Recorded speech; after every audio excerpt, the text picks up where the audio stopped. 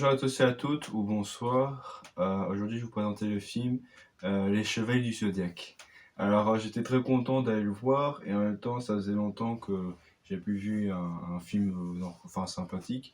Et en fait, pour vous dire, c'est que moi, je voulais voir ce film parce que déjà, j'aime beaucoup l'œuvre de je sais plus qui, j'ai pas envie de dire le nom de Federer, mais c'est un très grand mangaka. Et c'est celui qui a un peu instauré les codes du shonen avec ce fameux arc du sanctuaire. Alors pour pas me jeter la pierre, je n'ai pas vu le manga ni l'animé. Donc voilà, je suis désolé, j'ai été voir ce film parce que j'adore voir des animés. Puis j'ai vu qu'ils ont fait une adaptation sur le jeu du Zodiac. Alors ça en a fait plusieurs, parce que les derniers c'était sur Netflix. Mais j'ai vu que c'était pas terrible, donc j'ai pas regardé. Mais pour celui-là, comme c'est sorti au cinéma, je dis allez, pourquoi pas, allons-y. Et en plus, comment dire, c'est un bon film, je trouve, quand j'ai bien aimé ce film. Et je sais que je connais un peu l'histoire hein, des Chevaliers du Zodiac, donc voilà, donc j'étais pas perdu. Et pour comment dire, pas pour quelqu'un qui connaît pas trop l'œuvre, je me suis pas senti dépaysé, c'était très très bien amené. Et ça manquait une aussi belle adaptation comme celle-ci. Alors, c'est pas non plus une grande œuvre hein, quand je vois le film, je parle du film hein, bien sûr. Quand je vois le film, c'est pas non plus un grand film, hein. Vous avez rien loupé si vous regardez pas.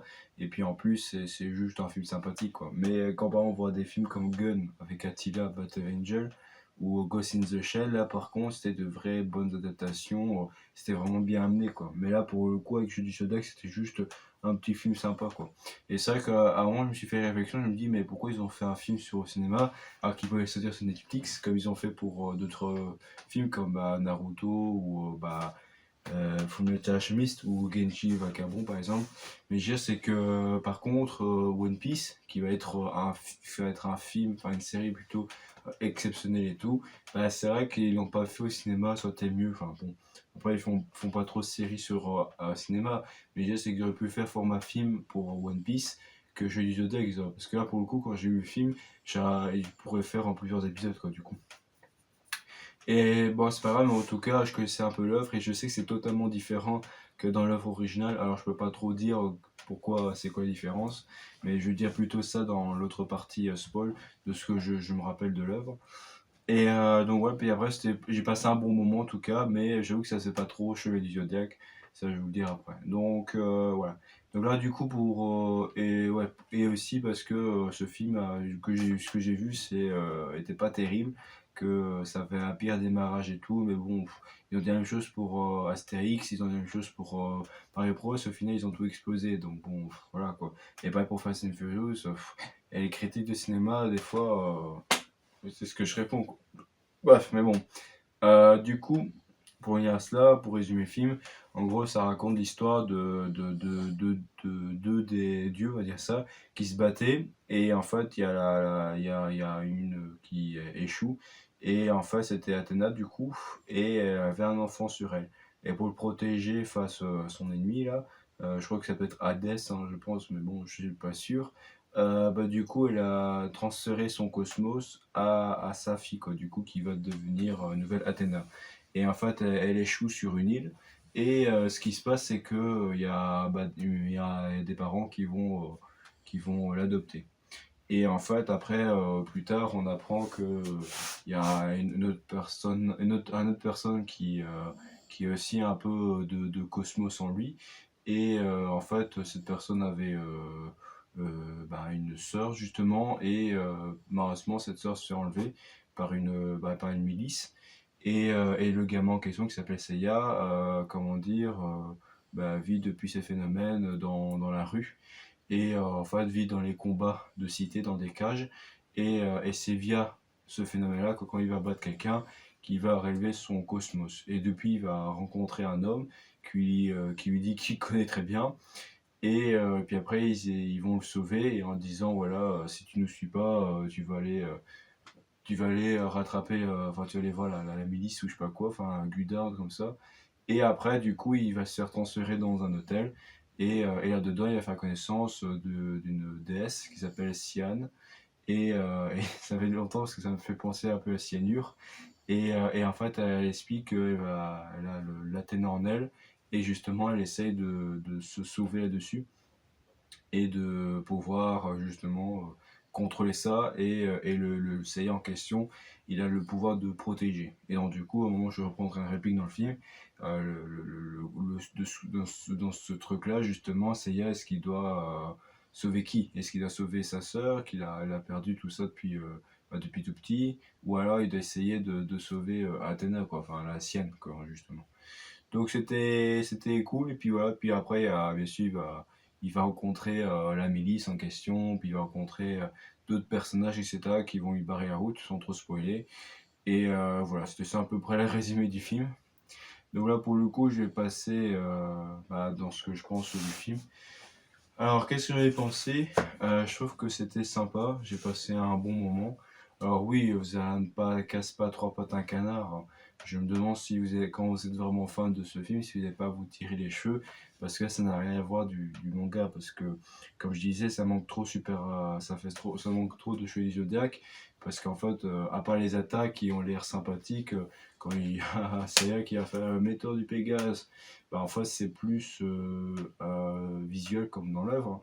Mais les seuls coups qui fait un peu fort, c'est quand il y a des vitres qui se sont éclatées, mais il n'y a pas de, comment dire, il y a pas de forêt qui, oui, oui, forêt qui se détruisent, mais je veux dire, c'est qu'il n'y a pas d'ampleur dans le pouvoir, c'est juste, il attaque, il envoie son stand, comme dans Joe Bizarre Aventure, face à l'ennemi, et puis basta, quoi. Il y a pas l'environnement qui s'est éclaté, quoi.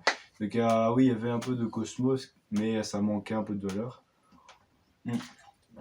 Ensuite, après, aussi au niveau des séances d'entraînement avec Serra et Sian, pas Sian, avec Marine, qui était très cool. Franchement, ça me faisait trop penser dans des vieux films d'arts martiaux avec Kickboxer ou de Jean-Claude Van Damme, hein. Ça me faisait trop penser à ça et c'était quand même bien amené. Et le fait que Serra avait l'armure, tout ça, c'était quand même très bien amené, je trouvais, avec son collier pendant Diff. C'était quand même assez bien amené. J'avais peur que c'était un peu comme ça. Mais comme on dit, la critique qui est toujours revenue, c'est pour le coup, j'ai pas trop aimé, c'est au niveau de l'armure, quoi. L'armure est très bien, mais c'est le casque. Et je suis désolé, il y a des scènes où tu vois essayer qui se bat avec son casque, bah tu vois que c'est un peu du boubou en fait. Donc, et le problème, c'est quand il ferme la bouche pour attaquer, bah ça fait pas trop Chevalier du Zodiac, ça fait trop, comme il disait au début quand il se fait attaquer par des gars en armure, ça fait un peu trop ninja en fait. Et du coup, ça fait un peu bizarre parce que pour le coup, bah, ça fait pas trop jeu du Zodiac et j'aurais aimé, et c'est ce qu'a dit beaucoup de gens comme chez Futaku, qu'ils arrêtent de dire parce que comme il y a un casque, il faut le remplir. Non, bah, jeu du Zodiac c'était bien, t'avais pas trop de casque, là t'avais juste un collier, c'était tout dans serre-tête quoi. Et c'était après quand je suis d'or qu'ils avaient des vrais casques, mais c'était vraiment une vraie posture quoi. Et aussi, ce qui était drôle aussi, c'est ça par contre, c'était bien amené, c'est quand elle disait ouais mais c'est quoi mon âme parce que moi j'ai un sur moi. Puis c'est Marine qui dit si ton âme c'est ton cosmos, c'est ce qui va forger ton âme et si tu le possèdes bien, tu pourras nous aider, etc. Et puis en fait à la fin il possède tellement bien qu'après il reçoit l'armure. Et ça c'est bien, ça montre que ça explique que c'est pas l'armure qui fait l'âme en fait, non. L'armure dans l'animé, dans le manga, ça permettait de concentrer ton cosmos et puis après tu pouvais envoyer des attaques. Donc c'est pour ça qu'ils avaient besoin de tous une armure, les chevaliers, pour justement concentrer l'énergie quoi. Alors ce truc qui est un peu adapté à son livre, c'est au niveau du méchant, parce qu'il y a plusieurs méchants, t'as le méchant principal Cassius là, qui veut le buter, qui est celui qui arrête pas de le maltraiter dans les cages au début du film, puis à la fin quand il se fait former par le milice, puis t'as Gudar là, la meuf, et puis t'avais un autre chevalier. Et justement, ce qui pose problème, c'est que Cassius, dans le manga, de ce que je me rappelle, c'était le mec qui, au tout début, il lui pétait la gueule au niveau de l'arène, et puis après, vers la fin, comment on dit, il a réussi à retrouver l'armure grâce à Marine, qui lui forge et tout, et après, il va lui péter la gueule à Cassius, tu vois, avec son armure, mais il n'y avait pas cette idée que Cassius était entre-temps adopté par la milice, et qu'après, il se fait former, et puis il devient un badass, quoi. Il n'y avait pas cette idée-là, quoi. Et par contre aussi pour le chevalier qui s'appelle le Phénix du coup, ce qui était bizarre c'est que dans l'animé tu voyais tous les chevaliers du Zodiac qui se réunissent pour aller battre Hades, vers l'ère du sanctuaire et autres trucs, mais je me rappelle plus si Phénix et Seiya étaient en combat, ça je me rappelle plus, mais je veux dire c'est que vers la fin, pour montrer qu'il y aurait une suite, moi ce qui m'a fait rire, c'est qu'avant t'avais Seiya qui, enfin t'avais Seiya qui disait ouais à Athéna justement, enfin la gamine Siane qui disait oui, qu'est-ce qu'on fait maintenant? J'attends vos ordres, je sais pas quoi. Et puis moi dans ma tête je suis en train de faire le buzz, je dis ouais, on attend le 2 quoi. Et du coup il disait qu'en fait elle va réunir les chevaliers, tout ça. Donc bah, du coup ça annonce qu'il y aura un 2 quoi. Et avant ça il faudra sauver Patricia qui est la sœur de Seiya quoi. Donc du coup, à mon avis, dans le 2 il y aura cet effet-là, ils vont sauver la sœur de Patricia, et puis le 3 il y aura les chevaliers, quoi. Mais le problème, c'est que dans le film, moi je suis resté jusqu'à la fin de la bande-annonce de fin, enfin un générique de fin, pour voir s'il n'y avait pas une séquence en plus, quoi, et un beau générique, comme on dit. Et en fait, non. Donc en fait, ils ont réussi à extraire le mal dans ce film, et en fait, il n'y a pas de méchant qui apparaît. Et tu dis, mais ils vont faire quoi? Parce que, ok, il va attraper Patricia, mais il y aura quoi? Ça aurait été sympa d'avoir un petit clin d'œil. Bah oui, à un moment, tu voyais Phoenix qui était là, qui voulait l'attaquer, mais je veux dire, c'est que c'est pas lui qui fait le méchant, quoi. Enfin, je sais pas trop. Donc, c'était un peu bizarre. Puis, il y avait des fois, ouais, donc c'était passage un peu bizarre. Puis, ouais, donc, je dis, bizarre, passage un peu de Shinobi Ninja, vous savez pas trop chez du Zodiac. C'est dans ce phénomène-là, quoi. Mais sinon, les décors étaient vraiment très bien. Bon, peut-être le design du vaisseau, quand il atterrit, ça faisait un peu 3D, mais en fait, on est vraiment inspiré. Et il y avait plusieurs moments où j'étais vraiment dedans dans le film. Que bon, je me suis un peu déconnecté, mais après, j'étais dedans et c'était ouf que ça m'a vraiment pris dans la tête parce que j'étais vraiment à fond dans le film. Et ça m'a beaucoup plu. Ça, pour vous dire que c'est vraiment un grand film. Mais je veux dire, c'est que pour moi, ça faisait trop le film un peu comme Mortal Kombat en fait au niveau des combats ou enfin ça quoi dire en fait le problème pourquoi ça n'est pas chez du Zodiac parce que si tu enlèves le titre chez du Zodiac t'as l'impression que c'est un film en plus avec des ninjas tout ça et avec du cosmos enfin, je veux dire c'est que t'as l'impression que c'est fait plus Mortal Kombat qu'autre chose et puis au niveau des combats t'as l'impression que c'était plus chorégraphique et moi, ce qui m'a fait rire, c'est quand Marine lui dit ouais, non, arrête de danser, bats-toi pour de vrai. Bah, justement, c'est un peu une blague parce que pendant tout le film, bah, ils font des chorégraphies pour se battre. Mais en tout cas, quand ils foutent des tatanes, c'est vraiment bien envoyé quoi. Et même des fois des ralentis, ils cassent l'armure et tout, donc ça c'est très bien fait. Et dans Ferrari, ils ont vraiment, comment dire, en fait, ils ont initié le cosmos, mais à moitié en fait. Et je me demande si c'est pas fait exprès pour que voir comment le public voit comment est le film et qu'après dans le 2 dans le 3 ils vont tout donner quoi. Et j'espère que dans le 2 dans le 3 ils vont arrêter cette idée de casque à la Shinobi parce qu'après tu vois plus la tête et ça fait bizarre quoi. Et alors j'avais peu peur c'est pour Marine comme elle avait un casque de fer que quand elle parlait ça faisait un peu con qu'elle parle pas et enfin non c'était très sérieux puisque au moins pendant bon temps de film il s'entraînait et c'est vraiment bien foutu au niveau des collines quand il y avait les têtes d'Anna qui tombaient, donc c'était vraiment très intéressant.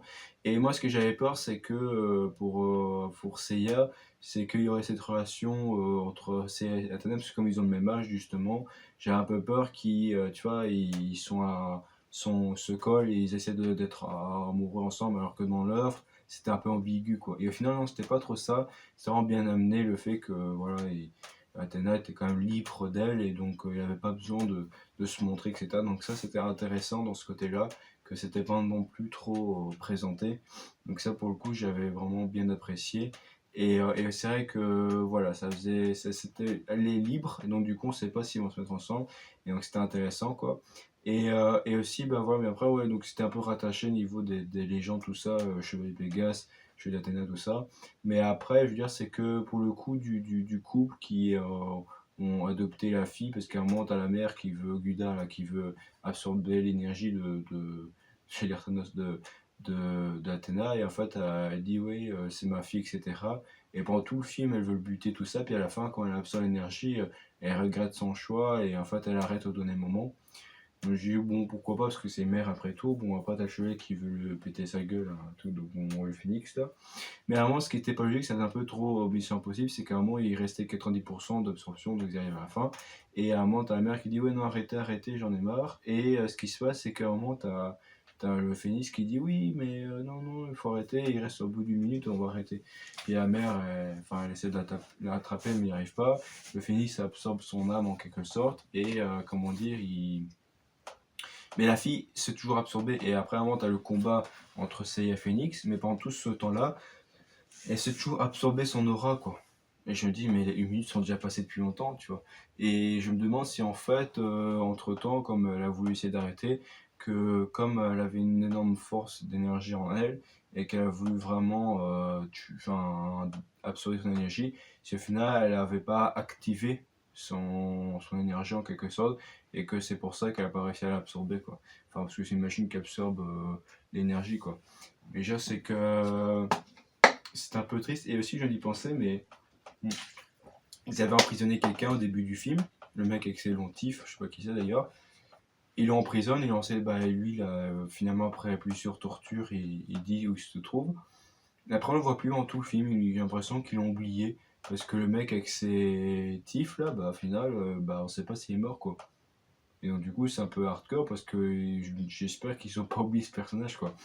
Qu'ils vont pas faire le coup comme dans Resident Evil, Raccoon City, où ils ont oublié des personnages, quoi. Bon, bref. Mais déjà, c'est que c'était un peu bizarre, je d'y penser d'ailleurs, mais bon.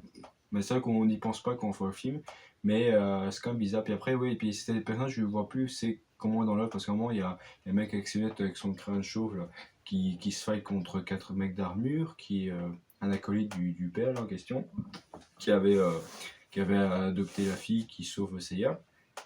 Mais déjà, c'est que, enfin, t'as l'impression que ce mec il vient d'un autre film, t'as l'impression que ce mec il joue dans Matrix, ou c'est le mec un peu dans, dans Kingsman, le chauve aussi, donc c'était marrant qu'il. Mais il y a quand même des scènes badass, il est quand même assez cool et tout. Bon, après, il y avait tous des mesures épiques hein, quand il le lâche au manoir avec son vaisseau, tu vois. Bon, ça fait un peu des mesures épiques parce que justement, je veux dire, c'est que il se casse et après, quand il y a le truc qui explose, lui, il revient avec le vaisseau et il est toujours vivant, quoi. Et le vaisseau fonctionne encore, donc bon, ça, c'est un peu des mesures épiques. Mais aussi, ce qui était bien, c'est qu'à un moment, tu vois, pendant tout le scène, tu vois avec Luda avec une énorme tour marquée G. Bon, ça fait vraiment un peu comme Retour à la planète lente, non, c'était l'attaque des tomates tueuses, où c'était en gros la base de méchant est ici, quoi. Bon, c'était n'importe quoi. Mais déjà, c'est que. Et enfin, je pensais que la base était là, le pitch, enfin le final, quoi. Et enfin, non, pas trop, c'était juste. C'était juste pour une base secrète. Et à mon avis, c'était là où le prisonnier a été ligoté là-bas. Et après, l'expérience sur Internet s'est fait dans une autre forêt. Parce que justement, comme elle a beaucoup d'énergie, il fallait pas que la ville explose, donc ouais, peut-être. Mais c'est vrai que c'était un peu, comment dire, ambigu cette relation-là entre la mère et la fille. Parce que pendant tout le film, je pensais que c'était une meuf qui voulait juste attraper l'énergie, devenir plus forte et absorber celle d'Athéna pour devenir plus forte. Et c'est bien plus tard dans le film qu'on apprend que c'était la mère d'Athéna et qu'en fait elle veut absorber l'énergie d'Athéna pour qu'elle, comme justement c'est la déesse de la guerre, elle pourrait, en même temps la sagesse, elle pourrait détruire l'univers quoi. Et au final, t'as l'impression que la fille était méchante et c'est vrai que au début je dis ouais, c'est quand même rare qu'une femme est méchante dans un film et tout. Puis au final, c'est son amour de mère qui apparaît et veut arrêter la fille. Elle arrêtait pas de crier, c'était des cris horribles d'ailleurs. Bon. Et voilà, puis après je me dis, bon, pourquoi pas, mais voilà, et oui, après ces relations ambiguës entre les personnages, avec le fait qu'elle a été adoptée et tout, je me dis, bon, pourquoi pas. Mais comment dire, voilà, moi ce que j'ai bien apprécié, c'est les séances d'entraînement avec Seiya. Et le seul point négatif, franchement, c'était un peu triste, c'était les musiques. Parce qu'il n'y a rien. Il y a rien de transcendant quoi. En fait, quand tu sors du film, bon, t'as pas de musique qui t'a remis l'esprit quoi. Ah ouais, vraiment, t'as une artiste qui s'appelle Pink là, que je connais pas, qui a fait une musique qui a rien à voir avec les Chevaliers du Zodiac. Bon. Et le seul moment où tu ressens le thème de Chevaliers du Zodiac, c'est Pegasus Fantasy, mais en version arborée, en version orchestrale, quand il est sur le vaisseau et qui va pour défoncer les soldats quoi. Et là, pour le coup, t'avais les petites notes de Pegasus Fantasy. Mais moi, après, à la fin, j'ai écouté les musiques de Chevalier Zodiac et j'aurais aimé avoir les vrais chanteurs qui chantent ou alors, comme ils ont voulu faire avec le truc Netflix, avoir un remix, quoi. Mais c'est dommage qu'il n'y avait aucune musique de Sensei. Alors, peut-être qu'il y en a, mais c'était trop orchestralisé pour que je m'en rappelle. Mais je sais qu'il n'y a pas Soldier Dream, il n'y avait pas des petites musiques, genre, je suis là, pop, pop, puis t'as 20 000 points qui arrivent. Bon, je dis, bon, voilà, il n'y a pas ce genre de choses là, et c'est un peu dommage. Et puis c'est vrai que la musique de fin, ou générique de fin, casse beaucoup le charme du film. Bon, je trouve ça un peu délicat, mais bon, bref. Mais voilà, à part ça, j'étais un peu triste, mais bon, ça va encore. Puis j'ai bien aimé aussi, c'est un moment, tu avais, le père qui sauve Seiya, qui disait: «Oui, attention, on va s'échapper, les sbires de mon ex-femme et tout». Puis tu as Seiya qui dit: «Ouais, il faut mieux choisir vos ex-femmes, quoi». Donc des fois, il y avait des punchlines que Seiya disait, c'était vraiment très drôle. C'était une ou 2 quoi, donc ça, c'était marrant. Mais j'ai bien aimé ça, parce qu'il y avait beaucoup cette peur que ça fait trop Dragon Ball Evolution, et on dit souvent est-ce que c'est pire, parce que quand on voit les articles, on voit les vidéos, on se dit souvent est-ce que c'est pire que Dragon Ball. Bah moi pour le coup je trouve pas, je trouve que c'est même meilleur, et je trouve que c'est vraiment un bon film de Shady Zodiac. Alors bien sûr ce sera pas la meilleure adaptation, ça j'en conviens, la meilleure sera toujours les animés quoi bien sûr, mais je veux dire c'est que franchement c'est un bon film, et ça, comment dire, en plus comme ils vont faire plusieurs parties, ça se sent, et ben c'est bien parce on met vraiment l'œuvre en question quoi, et c'est vraiment bien fait, ils ont vraiment bien amené l'œuvre quoi. C'est juste dommage au niveau des casques, que c'est un peu mal fait, et au niveau des musiques, mais franchement c'est vraiment un très très beau film, j'ai vraiment passé un bon moment, et j'ai hâte de voir les suivants et voir comment ils vont faire pour les autres chevaliers quoi. Et pour le coup ils ont vraiment un peu respecté une adaptation libre au niveau de l'animé. Ce qu'il fallait juste dire c'est que Seiya recevait son armure et devait se protéger Athéna. C'était ça le pitch du film, et après le reste, il fait ce qu'il voulait, quoi. Mais par contre, ce qui est marrant, qu'au début, quand il était dans une cage, avec Cassius et tout, et j'ai l'impression d'être au début de Spider-Man, où pareil, quand il découvrait ses pouvoirs, bah, il était dans une cage, il tabassait un gars, donc ça c'était marrant. Et puis moi ça m'a fait rire juste parce que je connaissais plus trop qui était Cassius, et ben en fait, quand il disait le mot, bah, tu enlevais le i, ça faisait Cassius quoi. Et pour le coup, dans le film, ça faisait vraiment très Cassius quoi. Mais moi je suis sûr certain que dans le manga, Cassius il n'a pas été formé par Guda et tout, enfin c'était bizarre. Mais en tout cas, quand il s'est fait briser l'armure, quand c'est s'est transformé en chevalier de Pégase, là, ah putain, c'était. Enfin, tu vois vraiment la force. Et c'est vrai que pour le coup, la force est bien représentée dans le film, tu vois vraiment une démesure épique.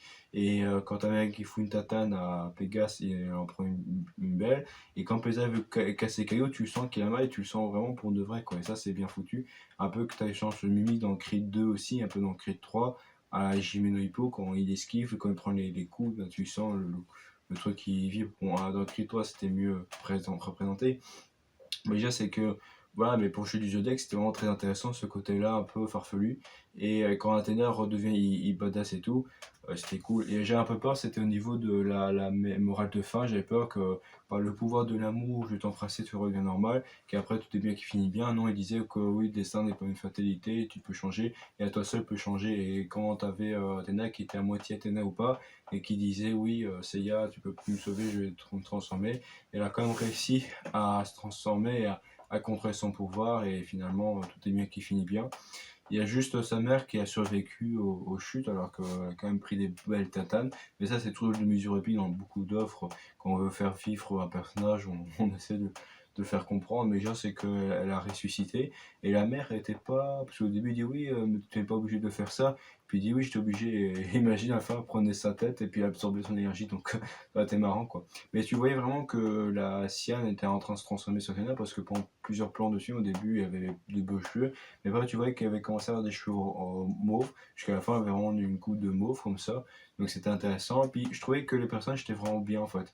Bon, c'est vrai que l'acteur en question était un peu beau gosse en certains plans, mais je trouvais que vraiment les personnages étaient vraiment bien amenés, et vraiment une belle prosodie. Enfin, les personnages étaient attachants enfin, et très intéressants quoi.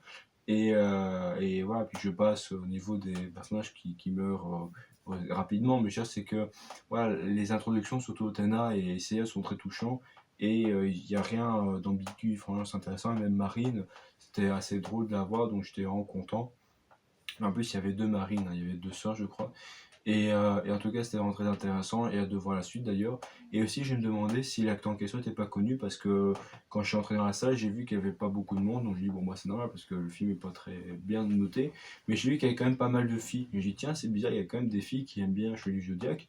Et en fait, je regardais l'acteur, et en fait, je me demande si c'est pas plutôt l'acteur qui kiffe. Parce que c'est vrai que l'acteur en question, il est très beau gosse. Hein, vraiment, tu le vois. À un moment, t'avais Athéna qui brisait son armure, puis tu vois qu'il est en train de se déshabiller. À la fin, t'es là avec ses gros stocks, et c'est vrai que si j'étais pas homo, j'aurais dévoré. Mais déjà c'est que ça, que c'est un très beau gosse, il est très beau d'ailleurs ce mec. Il est très bien baraque quand tu vois plusieurs scènes où tu vois qu'il est en baraque et tout. Mais déjà c'est que, comment dire, alors que Seiya il est pas très baraque, il est juste fine quoi, enfin fin quoi. Mais bon c'est pas grave. Et on- par contre, si Phoenix était le héros principal Seiya, ça m'aurait pas dérangé parce qu'il a vraiment le frais physique. Mais par contre, Seiya peut être le Phoenix par exemple, bon, bah, je sais pas, mais bon, c'est pas grave. Et en fait, l'acteur en question, il a joué dans beaucoup de films. Et il a joué dans Genji le Vagabond, qui est le plus célèbre pour sa bibliographie. Mais il a joué aussi dans Kamen Rider, il a joué aussi dans Jojo Bizarre Adventure, Fullmetal Alchemist, et il prête une voix aussi dans One Piece. Donc, c'est quand même quelqu'un de très connu, qui a même beaucoup, et il continue encore à faire des choses. Donc c'est cool pour sa part. Mais bon voilà, c'est juste pour dire que au niveau du physique, voilà, il fallait revoir ça. C'était plus le mec un peu beau gosse. Mais j'avais un peu peur qu'il y avait certains plans, quand il y avait un peu ces démesures épiques dans les mouvements, dans l'animé, que j'avais peur que dans le film, ça soit un peu caricaturé, quoi. Que, en gros, quand il fait les mouvements, ça soit un peu. Et en fait, non, pas du tout. Ça fait vraiment Jean-Claude Van Damme, des fois. Bon, il fait pas le grand écart, il sait pas le faire. Mais déjà, c'est que, ouais, puis j'avais pensé, comme l'acteur, des fois, quand il regarde un plan, c'est un peu à Tom Cruise pour dire ah je suis beau gosse quoi. On a vu ça dans Top Gun, pas Maverick hein, qui est un très beau film, mais dans le premier où c'était vraiment nul. Enfin, moi j'ai bien aimé Top Gun le premier, mais pas Tom Cruise, je les déteste. Mais je sais que voilà, mais et en fait non ça va, c'était vraiment bien quoi. Et du coup t'avais des scènes qui le transcendaient. Et j'ai eu des moments de vibration quand moi il essaye de dire ouais tu sauves pour qui machin, et qu'en fait il devait pas sauver sa sœur ni Athéna, il devait se sauver lui-même. Et en fait il va revenir dans l'endroit où il était, où il s'est en caché avant que sa soeur soit enfermée, et qui prend son gamin et tout, en disant non, ça va, t'inquiète. Là, j'ai eu des frictions. Là, j'ai vraiment eu des frictions. Et puis aussi, justement, que le générique un peu harmonisé, j'ai eu aussi des frictions. Et franchement, j'ai beaucoup aimé ce film parce que pour moi, c'est un beau film. Et il est mieux que Dragon Ball Evolution. Et franchement, les gens qui disent que le film est de la merde, non, pas du tout. Parce que ça, j'étais pas du principe, le film est de la merde et tout. Et non, j'ai bien aimé. Après, voilà, il suffit que maintenant, je suis sûr à aimer ce film, comme j'avais dit pour le Shazam 2, que j'avais super bien aimé ce film. Mais voilà, apparemment, je suis sûr à aimer ce film, mais bon, on s'en fout. Mais bon, voilà, le plus important, c'est que j'ai kiffé ma séance et que j'ai bien aimé mon film. Donc, j'ai plus grand chose à dire. Franchement, voilà, n'hésitez pas à aller voir ce film. Merci de m'avoir écouté. Voilà, n'hésitez pas à liker, à commenter et surtout à partager la vidéo, à vous abonner, tout ça pour le référencement. Sur ce, je vous retrouve pour de prochaines vidéos. Je vous dis à la prochaine et salut, au revoir. Merci.